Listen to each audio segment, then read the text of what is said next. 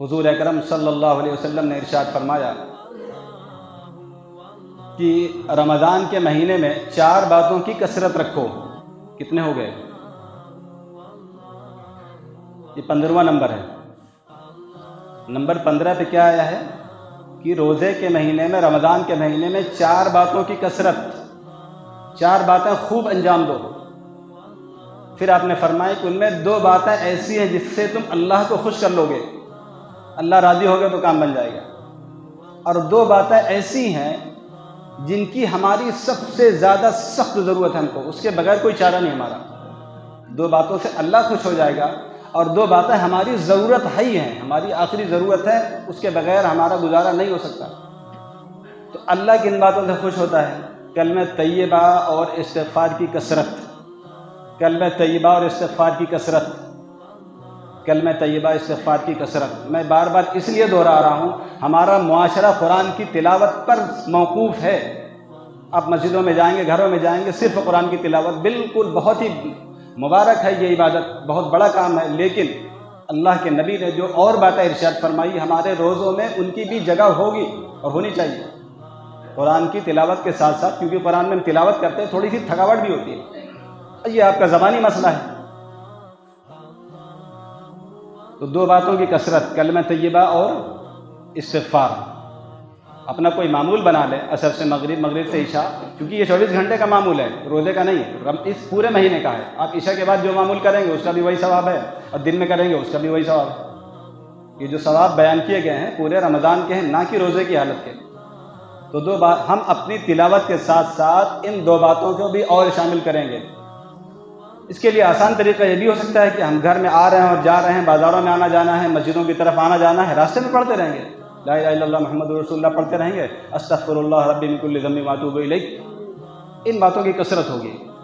ایک تسبیح ہم اس کی پڑھ لیں گے، کلمہ طیبہ کی، اور ایک استغفار کی۔ اس سے تو اللہ راضی ہو جائیں گے، کیونکہ اللہ کی توحید کو بیان کرنا سب سے زیادہ اللہ کو خوش کرنے والا ہے۔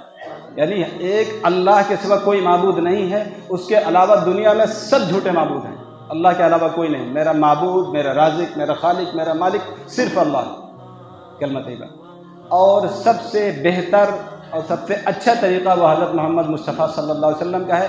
اس کے علاوہ جتنے بھی طریقے دنیا میں رائج ہیں سب گمراہی ہیں، سب ناجائز ہیں۔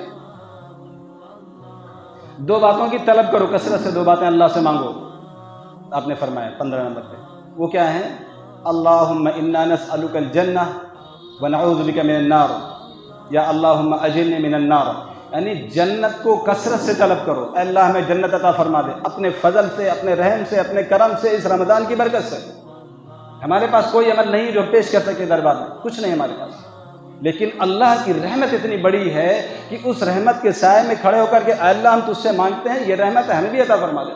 کیا فرق پڑتا ہے آپ کی ذات پر؟ اگر ایک گنہگار کو اے اللہ آپ نے بخش دے دیا تو یہ تو آپ کی شان ہے۔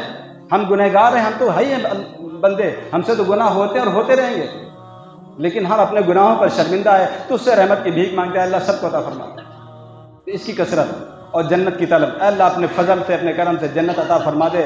یہ جنت کی جہنم میں چلے گئے تو آپ کا کچھ بنتا بگڑتا نہیں ہے، ہم ہلاک ہو جائیں گے، ہم برباد ہو جائیں گے۔ اے اللہ اپنے فضل سے جنت عطا فرما دے رمضان کی برکت سے۔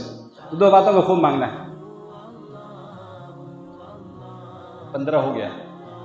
آخری بات، حضور صلی اللہ علیہ وسلم نے ارشاد فرمایا، یہ اسی کا ضمیمہ ہے جو شروع میں آیا تھا کہ جو کسی روزے دار کو افطار کرائے تو اس کو اس کے برابر ثواب ملے گا اور اس کے گناہ معاف ہو جائیں گے اور جہنم سے آزادی کا پروانہ مل جائے گا۔ آخر میں آپ نے فرمایا کہ جو کسی روزے دار کو سیراب کر دے، یہ اس کا اعلیٰ درجہ ہے کہ اگر ہم کسی روزے دار کو لا کر کے اس کو بھر پیٹ، یعنی اس کو سیراب کر دیں، کھانے اور پینے کے اعتبار سے بہترین انتظام کر دیں، یہ مطلب ہے۔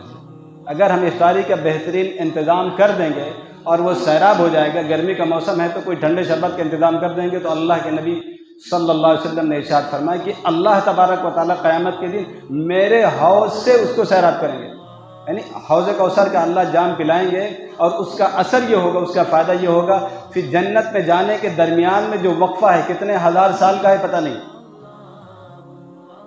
کیونکہ آخرت کا محشر کا ایک دن تو 50,000 سال کے برابر ایسے ہی ہوگا، اس کے بعد کتنا یہ پتہ نہیں۔ تو جنت میں جانے کے بیچ کا جو وقفہ ہے پھر دوبارہ پیاسا نہیں ہوگا وہ، یہ اس کی تاثیر ہے. دنیا کے پانی میں یہ تاثیر نہیں ہے، بالکل نہیں. ہم پانی پئیں گے، گھنٹے 2 گھنٹے کے بعد ہم پیاسے ہو جائیں گے، لیکن حوض کوثر کی تاثیر یہ ہے کہ ایک مرتبہ پینے کے بعد پھر ہزاروں سال تک پیاس نہیں لگے گی. تو اللہ کے نبی صلی اللہ علیہ وسلم نے یہ وعدہ فرمایا ہے. یہ اس حدیث کی تقریباً ساری باتیں ہو گئی ہیں، اور مجموعی طور پر 16 نکات ہیں اس کے اندر، 16 باتیں آئی ہیں. اللہ تعالی ہم سب کو ان تمام باتوں پر عمل کی توفیق عطا فرمائے، اور رمضان کو بہتر طریقے پر استعمال کرنے کی اور زیادہ سے زیادہ اس میں اپنے آپ کو لگانے کی توفیق عطا فرمائے.